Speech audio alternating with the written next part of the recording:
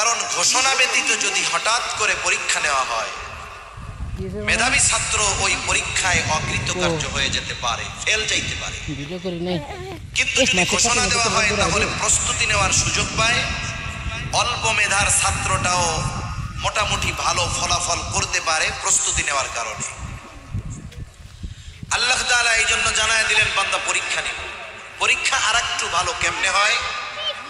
যখন পরীক্ষার সময় নিকটবর্তী হয়, ছাত্ররা গিয়ে ওস্তাদদের কাছে, টিচারদের কাছে, যে যেই বিষয়ের ব্যাপারে পারদর্শী তার কাছে গিয়ে বলে, স্যার বই তো পুরা একটা বই, এর ভেতর থেকে কোন কোন বিষয়গুলা ইম্পর্টেন্ট, কোন কোন অধ্যায়, কোন কোন প্রশ্ন আসার সম্ভাবনা বেশি, একটু দাগায়া দেন, একটু সাজেশন দেন।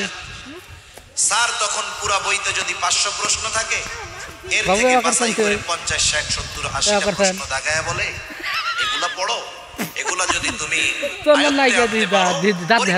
এগুলার মধ্য থেকে আসবে, তুমি ভালো রেজাল্ট করতে পারবা।